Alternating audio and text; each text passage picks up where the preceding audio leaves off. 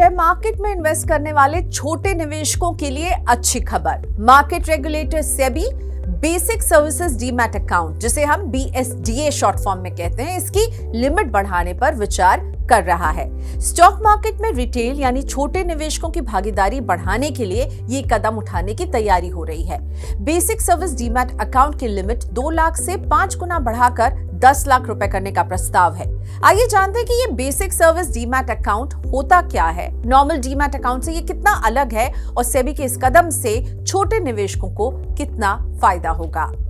Basic service demat account यानी BSDA regular demat account का एक बेसिक यानी छोटा वर्जन कह सकते हैं। इसे सेबी की ओर से साल 2012 में शुरू किया गया था ताकि छोटे पोर्टफोलियो रखने वाले निवेशकों पर से डीमैट चार्ज का बोझ कम किया जा सके।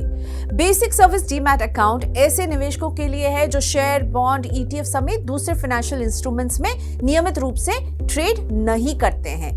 बेसिक सर्विस डीमैट अकाउंट के लिए कुछ शर्तें होती हैं। पहली, आपके पास सभी डिपॉजिटरी पार्टिसिपेंट्स को मिलाकर सिर्फ एक ही डीमैट अकाउंट होना चाहिए। दूसरी, आप उस डीमैट अकाउंट के सोल यानी अकेले या जॉइंट डीमैट अकाउंट के केस में फर्स्ट होल्डर होने चाहिए। और तीसरी शर्त है, डीमैट अकाउंट में होल्डिंग 2 लाख रुपए से ज्यादा की नहीं रहे। मौजूदा समय में बेसिक सर्विसेज डीमैट अकाउंट के लिए एलिजिबल होने के लिए कोई भी व्यक्ति सिंगल डीमैट अकाउंट में 2 लाख रुपए तक की डेट सिक्योरिटीज और अन्य सिक्योरिटीज रख सकता है। सेबी ने अपने कंसल्टेशन पेपर में बेसिक डीमैट अकाउंट की लिमिट को 2 लाख से बढ़ाकर 10 लाख रुपए करने का प्रस्ताव दिया है। बेसिक डीमैट अकाउंट में रेगुलर डीमैट अकाउंट की तरह ही फायदे मिलते हैं। अंतर सिर्फ मेंटेनेंस चार्ज यानी रखरखाव शुल्क का होता है।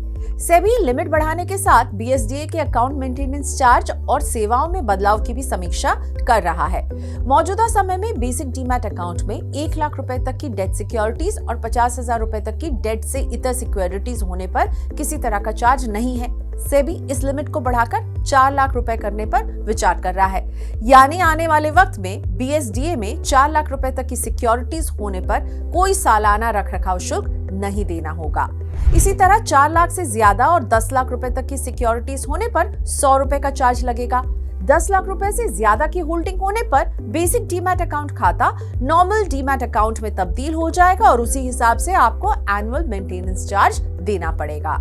बेसिक डीमैट अकाउंट से जुड़ी सेवाओं के मामले में रेगुलेटर ने कहा है कि ऐसे अकाउंट होल्डर्स को इलेक्ट्रॉनिक स्टेटमेंट यानी ईमेल पर मिलने वाले स्टेटमेंट मुफ्त मिलने चाहिए। फिजिकल स्टेटमेंट यानी पेपर के रूप में स्टेटमेंट के लिए हर स्टेटमेंट पर 25 रुपए तक का चार्ज लिया जा सकता है।